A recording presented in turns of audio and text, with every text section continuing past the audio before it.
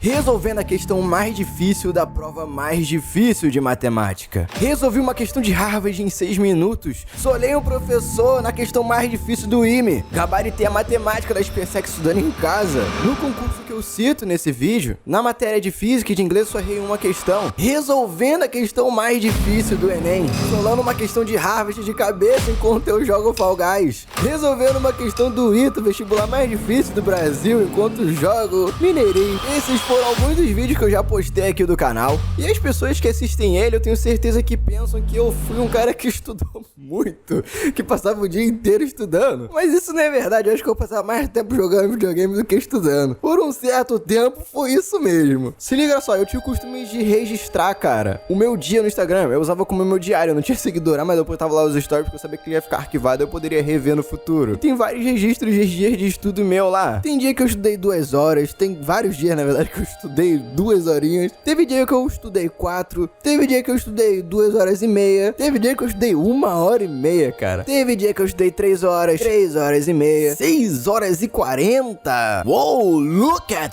him. Quem você pensa que é?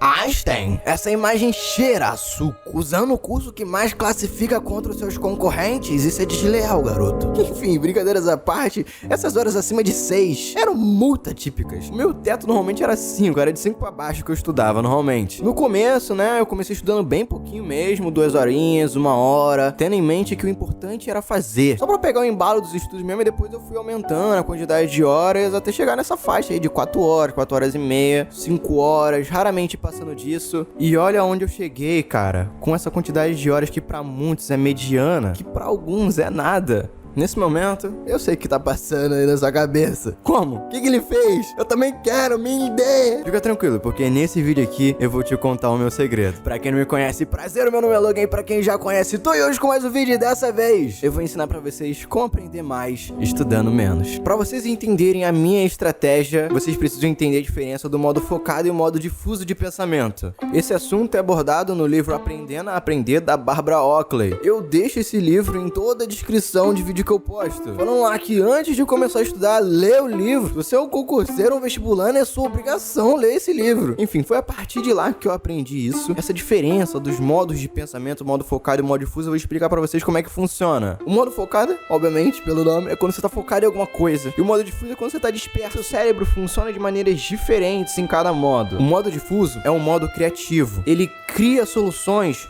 do zero. O modo focado já é diferente. Ele funciona com base nas suas memórias passadas, as suas experiências passadas. É por isso que às vezes você vai lá fazer uma prova, chega na hora, não consegue resolver uma questão, não consegue de jeito nenhum mesmo, volta pra casa puto, depois de terminar a prova. Aí no meio do caminho, pô, aparece a solução na sua cabeça, ou você chega em casa pra refazer a prova e você consegue refazer a questão na hora ali, mas na hora da prova você não conseguiu, você vai dormir e do nada você sonha com questão, com a resolução da questão.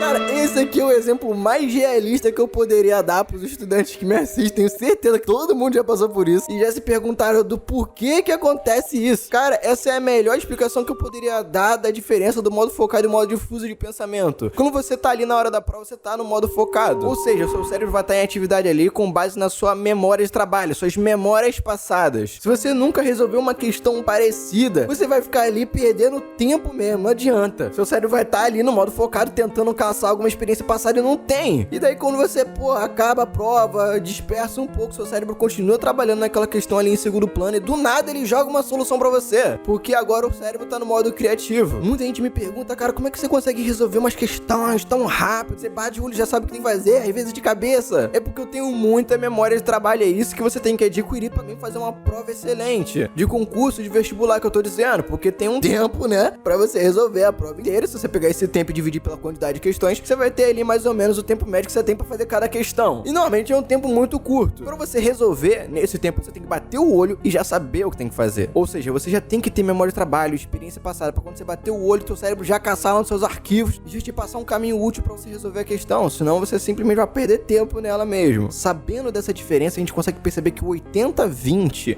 dos estudos é construir memória de trabalho. Pra gente estudar de forma eficiente, a gente tem que focar nisso. 80% nisso e 20% nas outras coisas. É isso que vai te fazer evoluir em tão pouco tempo. E o que constrói memória de trabalho? Prática, pra gente ter experiências passadas, junto com as revisões das práticas com noite de sono. Agora, saindo da teoria e indo pra prática, como é que eu fazia isso? Vou dar o exemplo aqui da matéria matemática. Eu já tinha pegado a base que eu tanto falo em matemática, vocês são obrigados a ter antes de ficar inventando moda, de ficar pegando, coisa difícil. Eu peguei pelo livro do algebrista, que eu também deixo sempre aí na descrição, e fiz ele de forma rápida, cara. Eu fui selecionando algumas questões por módulo, pra não ficar fazendo tudo também, demorar pra caraca. Pegava o mais fácil, o mais médio, o mais difícil, e ele pegando a base, e depois comecei a estudar de fato, com o curso do Estratégia. O que eu fazia? Pegava as provas anteriores, por exemplo, da SpaceX, ver ali quais eram os módulos que estavam sendo cobrados em cada questão de matemática. Se eu não soubesse, pedir a ajuda de um professor pra analisar. Como vocês podem ver nessa foto aí, cara, em caneta, é o professor que escreveu qual módulo estava sendo cobrado de física na prova de física que eu peguei anterior da SpaceX. Eu fazia isso em toda a matéria, cara. Aí chegava no meu ciclo de estudos lá, ó, tá, beleza, eu já ia estudar matemática, ia lá na prova anterior que eu fiz as marcações, pegava uma matéria ali pra estudar e focava nela por um tempo. Aí nisso, cara, mano, eu passava o mais rápido possível pela teoria, porque não é o 80 do bagulho, é o 20. Anotava só o essencial, só as palavras-chave, as fórmulas que eu ia usar e pronto. E começava, filho, questão.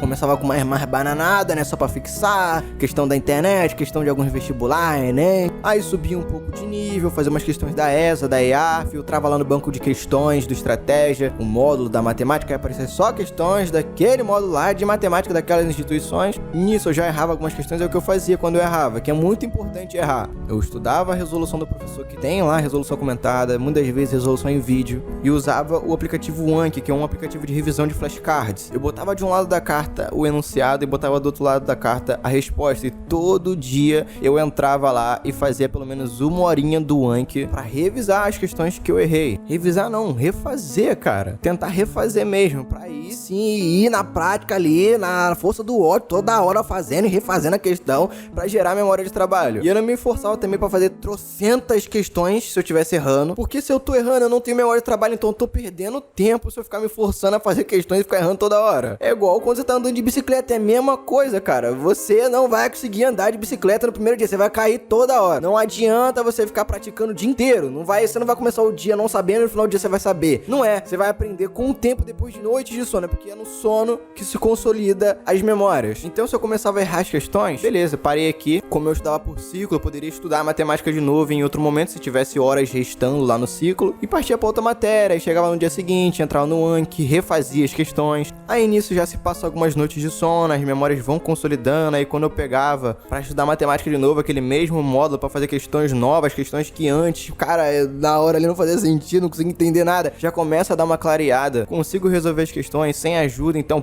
já dá pra aumentar o nível. Vamos fazer aqui agora umas questões nível SpaceX, vamos filtrar aqui no banco de questões e resolver só as questões da SpaceX sobre esse assunto. Aí era a mesma coisa, errava, jogava no Anki, não se forçava, ia revisando, refazendo as questões, algumas novas, dia após dia. Aí vinha as noites de sono, ia se consolidando todo aquele aprendizado. Daí com o tempo, as questões começavam a sair de boa. Em uma semana, cara, você pode evoluir muito mesmo fazendo isso, porque são aí 7 noites de sono. E a partir do momento que as questões começarem a ficar tranquilas, você passa de módulo, começa a estudar outro módulo da matemática, por exemplo. E como você botou no Anki, cara, sempre que você for entrar lá todo dia, às vezes ou outra vai aparecer uma questão daquele módulo antigo que você estudou, porque ele é um aplicativo de revisão espaçada. Não vai aparecer todo dia a mesma coisa pra você, dependendo da sua dificuldade em lembrar das coisas, ele vai te dar um tempo diferente. E quanto mais se revisa, menos você vai revisar, porque os tempos de revisão vão ficar maiores. Então você entrando todo dia lá, cara, não tem erro, você ainda vai refazer algumas questões do módulo antigo pra você não perder o nível. Mano, não tem estratégia melhor que essa, cara, e não é difícil de aplicar. Você pode usar essa estratégia do Anki pra qualquer módulo, atividade que tenha algum processo. Essa estratégia das questões, no caso, ou seja, matemática, física, química, que tem contas, tem que saber desenvolver, mano, é excelente. Você vai conseguir usar essa estratégia das questões. Em português, por exemplo, interpretação de texto, que tem estratégia de interpretar o texto, tem um processo de pensamento. Se você for, por exemplo, pegar uma live do estratégia onde estão resolvendo ali a prova que acabou de sair ao vivo, você vai ver, mano, o professor ali fazendo a parte de português, professor de português, tendo um processo pra interpretar. Ele não é ler o texto, marcou, não. Ele pensa os bagulho,